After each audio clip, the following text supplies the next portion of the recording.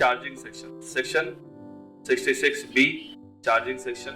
There shall be levied service tax at the rate of 12% on the value of all services other than those services specified in the negative list, provided or agreed to be provided in the taxable territory by one person to another and collected in such manner as may be prescribed. Value कहाँ defined है, किस section में defined है value? Section 67 में. Services section 65B subsection 44 में. Negative list section 66D में. Taxable territory section 65B subsection 52 में. by one person to another. Person भी डिफाइंड है.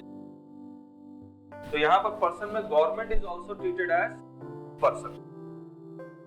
गवर्नमेंट को पर्सन क्यों माना गया? गवर्नमेंट को पर्सन इसलिए माना गया क्योंकि इनडायरेक्ट टैक्स में government is a person. Government क्या करेगा, किसी थर्ड पर्सन को सर्विस प्रोवाइड करेगा तो सर्विस टैक्स कलेक्ट करेगा और अपने पास रख लेगा. इसीलिए इनडायरेक्ट टैक्स में government is a person. Government दो तरह की सर्विसेज प्रोवाइड करती है. पहला स्टैट्यूटरी सर्विसेज और कमर्शियल सर्विसेज. अब मैं नेगेटिव लिस्ट में क्या पढ़ रहा हूँ कि government providing any kind of services whether statutory और commercial is in negative list.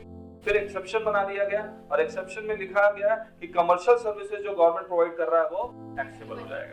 तो चार लिखे गए, लोग पढ़ेंगे. Definition of service, meaning of service कहाँ define? Section 65B subsection 44.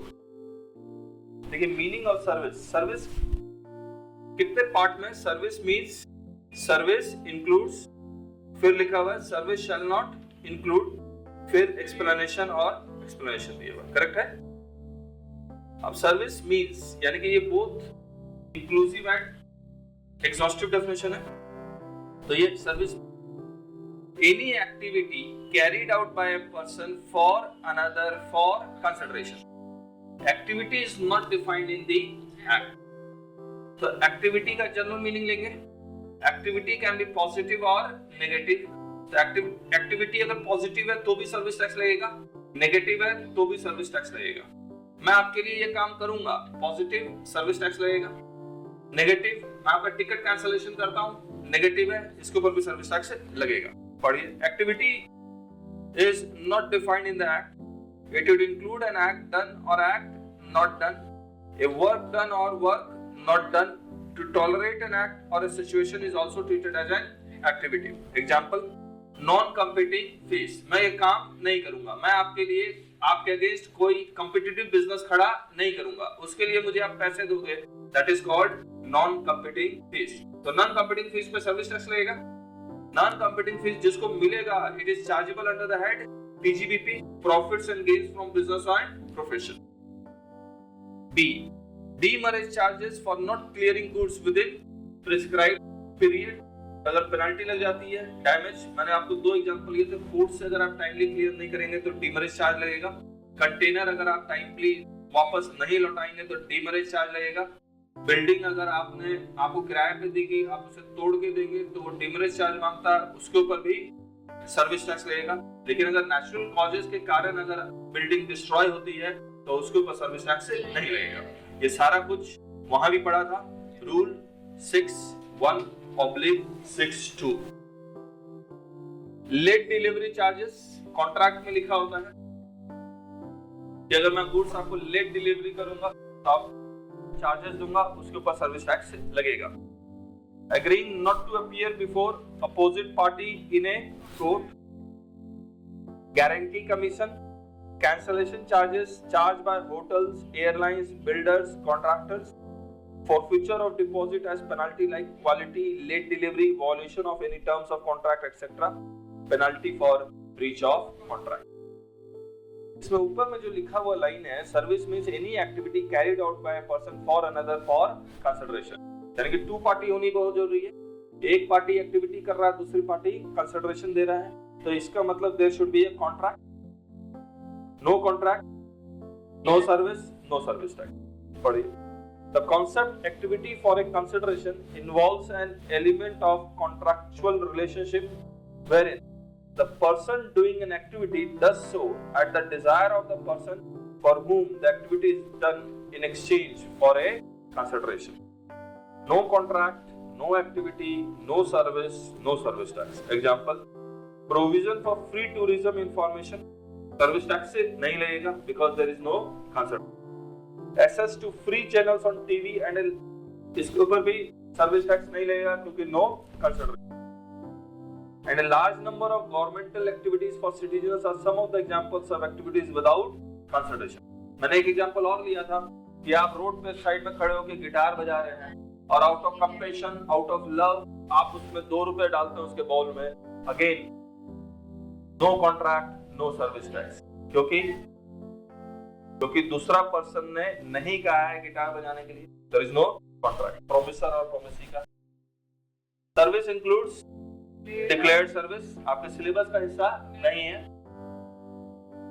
Service shall not include an activity which constitutes, अब A के 3 पार्ट है 1, 2 and 3.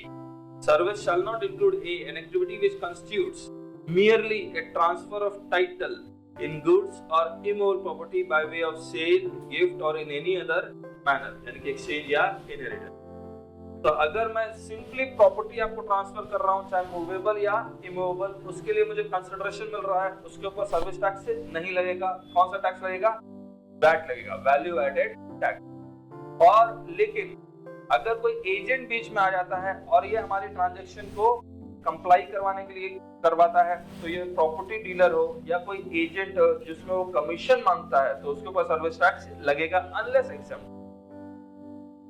Merely such transfer, delivery or supply of goods which is deemed to be a sale within the meaning of Article 366, Sub-Article 29A of the Constitution of India. तो deemed sale के ऊपर भी service tax नहीं लगेगा.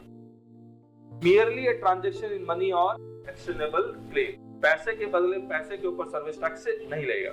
तो अगर आपने bank में फिक्स डिपॉजिट करवाया है, बैंक आपको इंटरेस्ट देता है, उसके ऊपर सर्विस टैक्स नहीं लगेगा. आप बैंक से लोन लेते हैं, बैंक को आप इंटरेस्ट देते हैं, उसके ऊपर सर्विस टैक्स नहीं लगेगा. लेकिन अगर आप बैंक से लोन ले रहे हैं, कोई प्रोसेसिंग चार्ज है, कोई लीगल चार्जेस है, तो उस लोन एग्रीमेंट का जो चार्जेस है उसके लिए जो इंटरेस्ट एलिमेंट कंस्टिट्यूट नहीं करता, तो उसके ऊपर सर्विस टैक्स लगेगा. अगेन अगर मैं डॉलर के बदले रुपया लेता हूँ, रुपए के बदले डॉलर लेता हूँ, तो उसके ऊपर सर्विस टैक्स नहीं लगेगा. लेकिन यहाँ पर एक्सप्लेनेशन 2 में लिखा हुआ है कि sale and purchase of foreign currency the commission is inbuilt in them, तो उसके ऊपर सर्विस टैक्स लगेगा. लेकिन आपको नेगेटिव लिस्ट में हमने पढ़ा था, बैंक इंटर बैंक अगर फॉरेन एक्सचेंज ट्रांजैक्शन करता है तो it is a negative list, तो सर्विस टैक्स नहीं लगेगा. पढ़िए transaction explanation 2. Transaction in money shall not include any activity relating to the use of money or its conversion by cash or by any other mode from one currency to same currency, खुला करवा रहे हैं, or any other currency or from large denomination to small denomination, but for this separate consideration is charged, then it shall not be regarded as transaction only in money. अगर अलग से कोई पैसा लिया जा रहा है तो वो नहीं माना जाएगा ट्रांजैक्शन ओनली इन मनी. तो इसमें 3 वर्ड ओनली जो मैं आपको शुरुआत में भी बता रहा था, मोस्ट इंपॉर्टेंट है. That separate consideration is treated as commission and shall be subjected to service tax. B provision of service by an employ to the employer in the course of और in relation to his employment.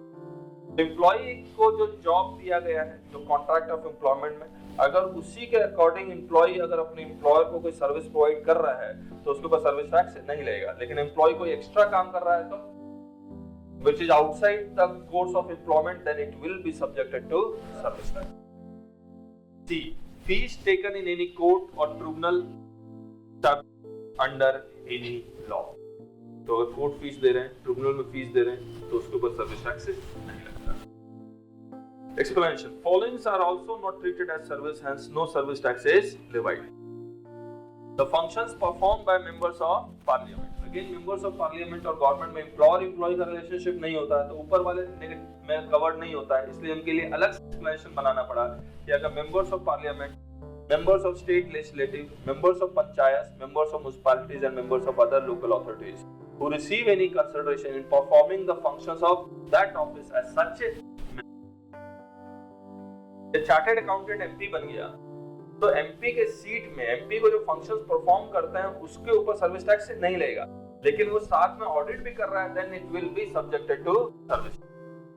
तो वहां bold कर दिया performing the functions of that office as such member not subjected to service tax, but if he is performing some extra services which is outside that chair, then it is subjected to service tax.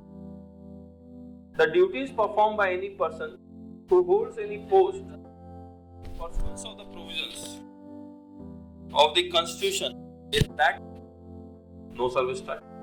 Judges of Supreme Court constitutional post है, no service tax. Chief Election Commissioner, no service tax. CEC, Chief Election Commissioner. CAG, Controller and Auditor General of India. वो सारा constitutional post है, not subjected to service tax. Now, the duties performed by any person as a chairperson or a member or a director in a body established by the central government or state governments or local authority and who is not deemed as an employee before the commencement of this.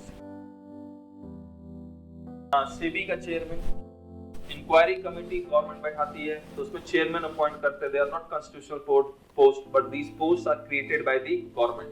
Again, they are performing the services but not subjected to service tax. Explanation 3, मैंने आपको बताया था एक Saturday club case हुआ था, आप अपने आप को कोई सर्विसेज प्रोवाइड नहीं कर सकते तो उसका 2 एक्सेप्शन बनाया गया। पढ़िए, an unincorporated association or a body of persons and a member thereof shall be treated as distinct person। तो जैसे ही unincorporated association और member को आप distinct person मानेंगे तो अनइनकॉर्पोरेटेड एसोसिएशन अपने ही मेंबर्स को कोई सर्विस प्रोवाइड करेगा तो सर्विस टैक्स से लगेगा। B, an establishment of a person in the taxable territory and any of his other establishment in a non taxable territory shall be treated as a establishment of district. Head office outside India है, branch office in India है, head office branch office को service provide करता है, treated as distinct person subjected to levy. एक example और हो सकता है, जम्मू एंड कश्मीर में हेड ऑफिस है, दिल्ली में ब्रांच ऑफिस है, ये सर्विस प्रोवाइड कर रहा है नॉन टैक्सेबल टेरिटरी से taxable territory, it will be subjected to service tax. लेकिन अगर जयपुर में हेड ऑफिस है, दिल्ली में ब्रांच ऑफिस है, ये दोनों आपस में सर्विस प्रोवाइड कर रहे हैं, it is not subjected to service.